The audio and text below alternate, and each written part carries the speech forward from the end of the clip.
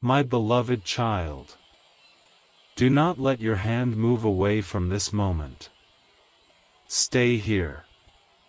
Silence the noise around you for just a little while, because the story unfolding behind your back has finally reached a turning point. You did not arrive at these words by accident.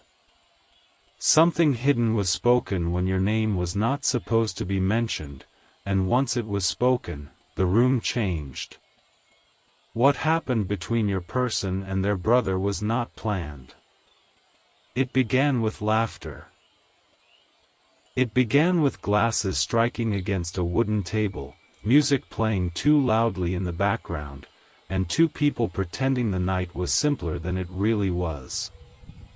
Your person had been trying to escape their thoughts. They had been trying to bury a memory that kept returning no matter how many distractions they placed over it.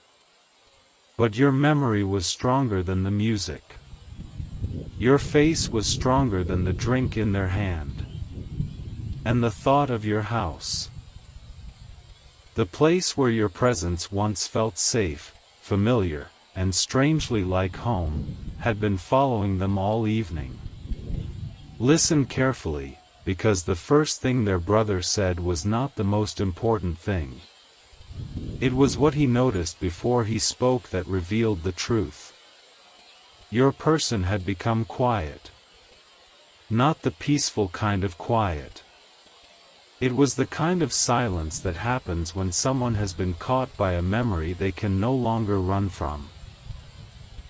Their smile faded while everyone else continued laughing. Their eyes lowered. Their fingers tightened around the glass.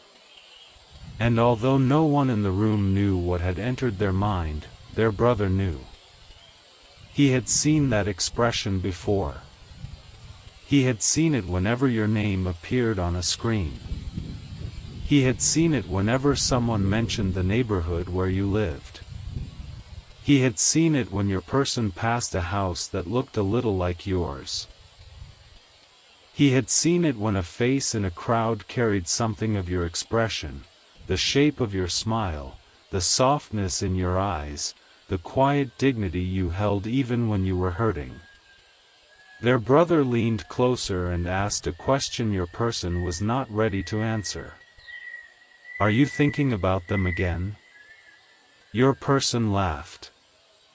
But it was an empty laugh. It came too quickly, as though they had rehearsed how to hide from that question. They shook their head.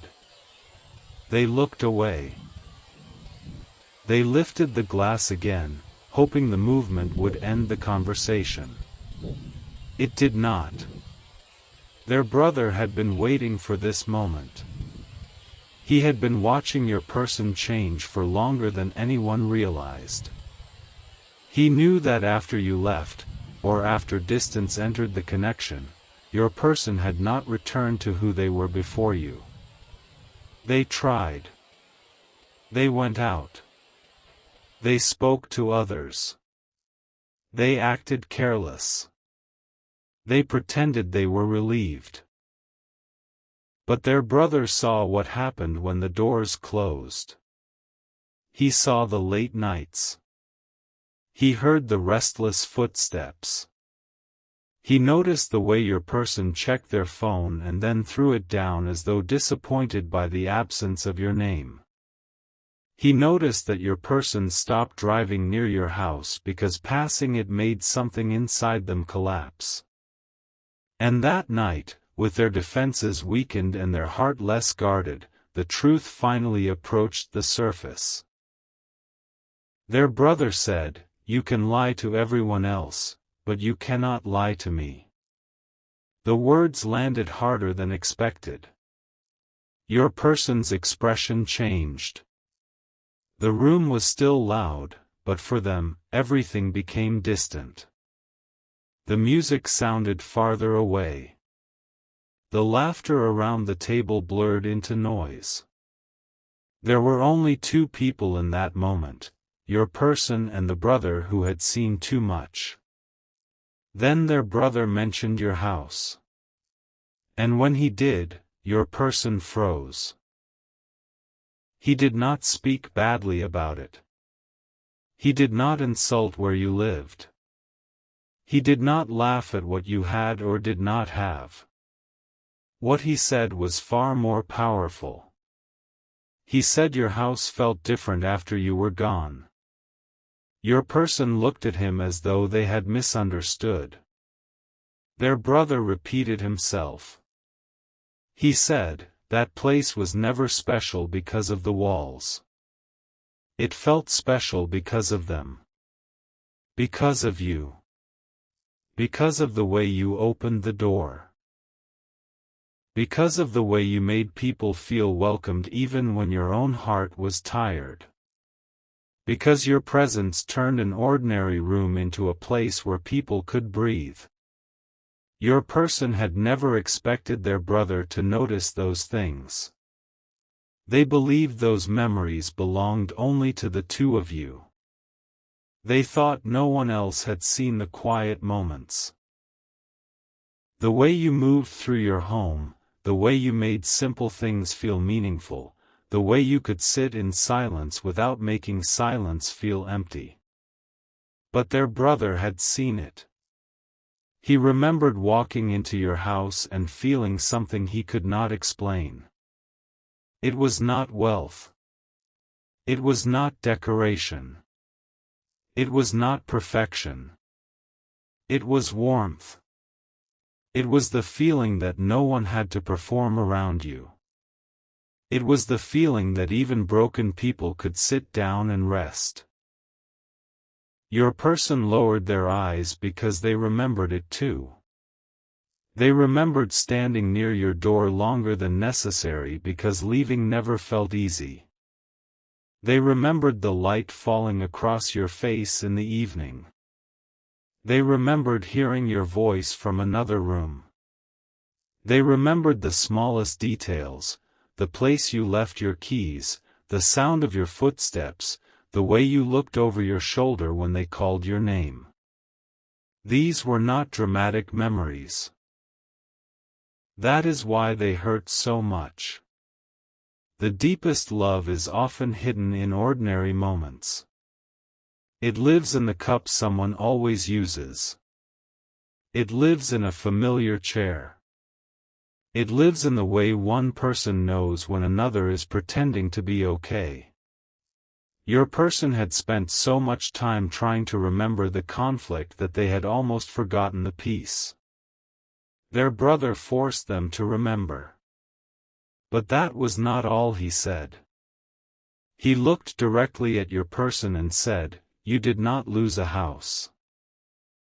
You lost the only place where you were completely yourself." Your person's hand stopped moving. For a moment, they did not breathe.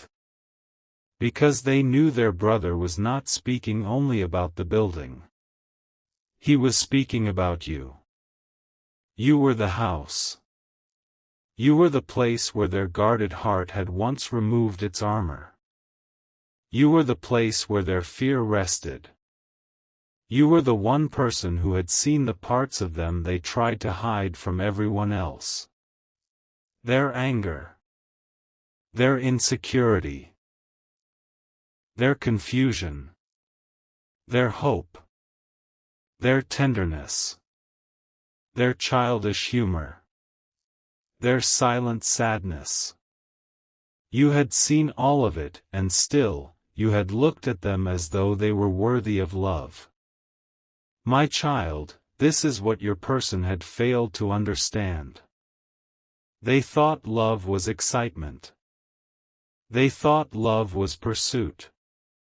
They thought love had to feel uncertain to feel powerful. But you showed them something quieter. You showed them safety.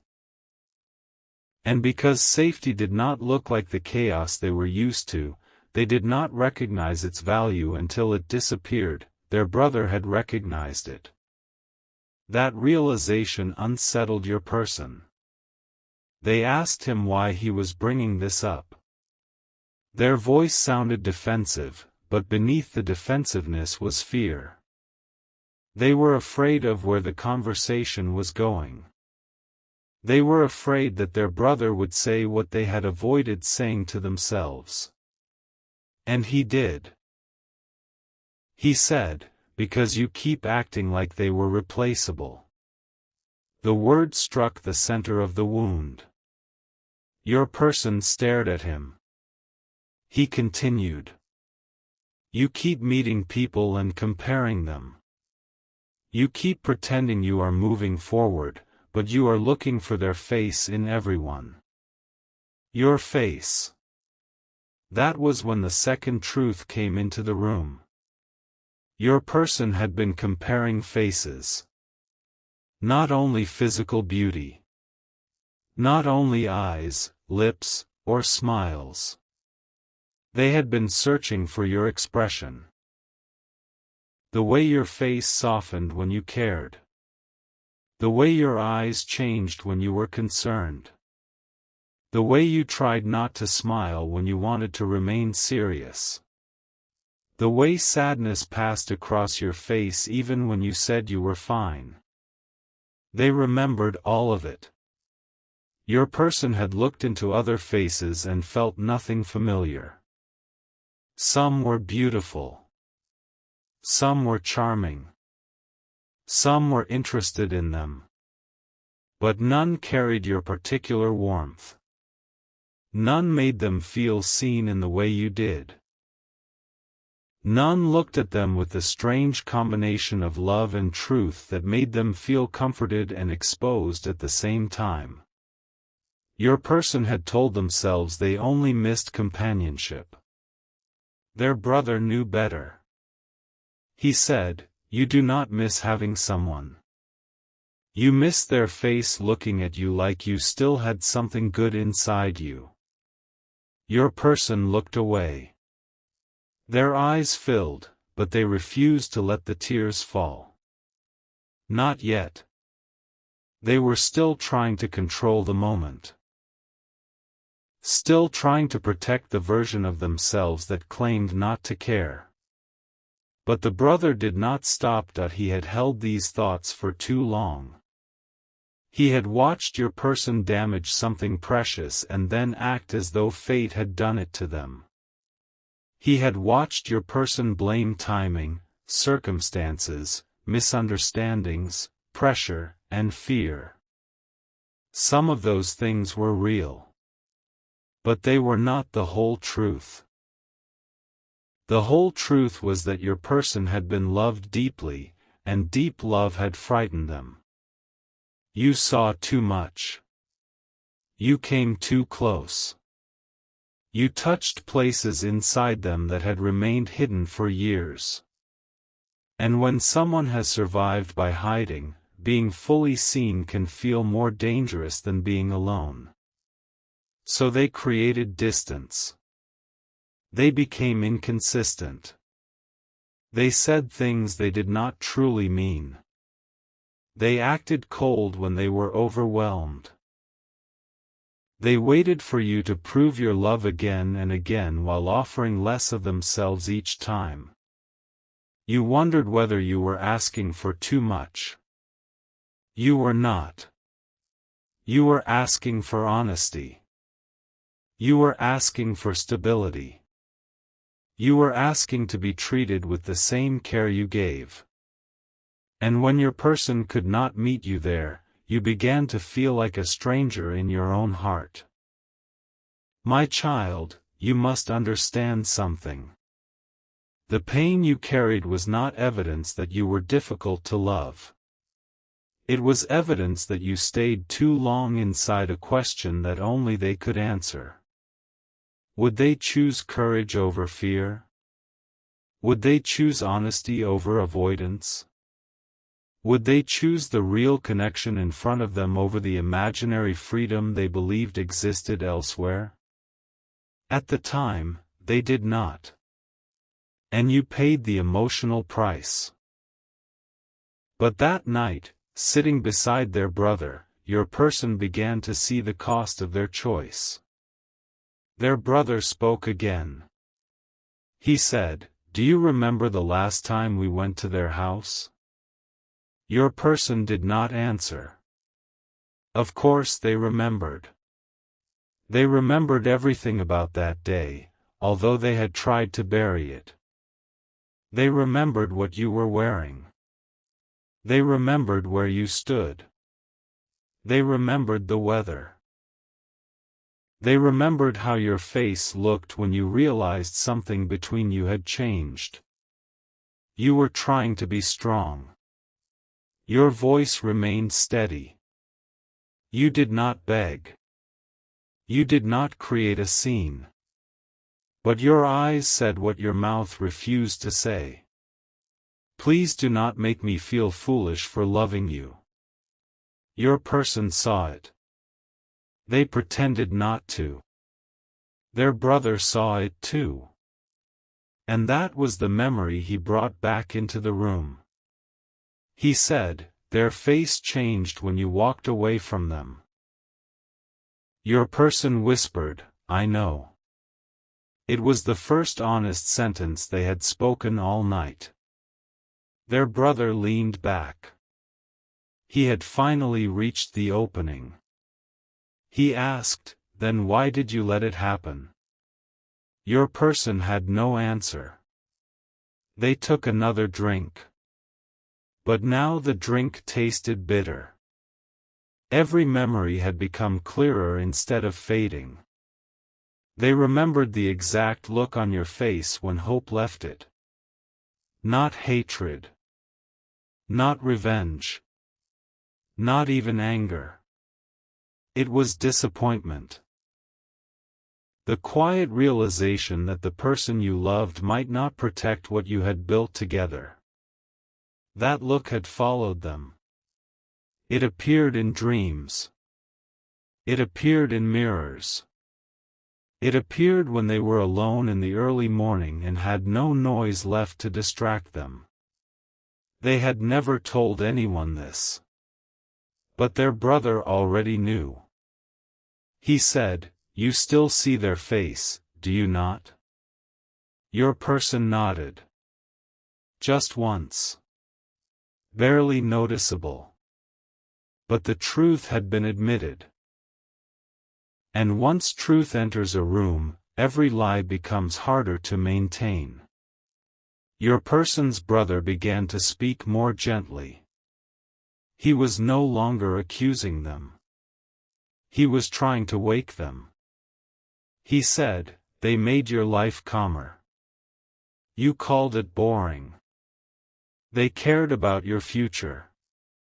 You called it pressure. They wanted clarity. You called it control. They gave you a home in their heart, and you behaved like you would always have the key. Your person closed their eyes. Each sentence opened another door. Behind every door was a memory of you. You waiting. You forgiving. You trying to understand. You lowering your expectations to make the connection easier for them. You accepting apologies that were not followed by change. You searching their face for signs that they still cared. You telling yourself that love required patience. And yes, love can be patient. But patience should not become permission for someone to wound you without consequence. Your soul knew this before your mind accepted it. That is why your peace began to disappear. You were carrying the relationship alone while calling it devotion. You were holding both ends of a bridge and wondering why your arms were tired. Your person did not understand the weight you carried then. They began to understand it that night. Their brother asked a question that made them sit completely still. He said, do you know what they probably think about themselves now? Your person looked up. Their brother continued. They probably think they were not attractive enough. Not exciting enough. Not important enough. They probably look at their own face and wonder what you stopped seeing. My child, heaven saw the way those thoughts visited you. This is only a story, but the emotional truth within it may feel familiar. You looked into the mirror and searched for reasons. You examined your face more critically. You remembered every flaw. You compared yourself to people your person noticed. You wondered whether changing your appearance would have changed the ending. You wondered whether your house was too simple, your life too ordinary, your love too available. But your person's distance was never proof that something was wrong with your face. Their inability to remain present was never proof that your home lacked value. You were not rejected because you were not enough. They withdrew because what you offered required a maturity they had not yet developed. Love asked them to become honest. Love asked them to stop running. Love asked them to look at themselves. And instead of facing the mirror, they turned away from the one holding it. Their brother understood this. He said, they were never the problem. Your person's jaw tightened. He said it again. They were never the problem. This time, your person did not argue. Something inside them was breaking. Not in a destructive way. It was the breaking of an old defense. The breaking of a story they had repeated so often that they almost believed it. The story that you expected too much. The story that the connection was complicated because of you.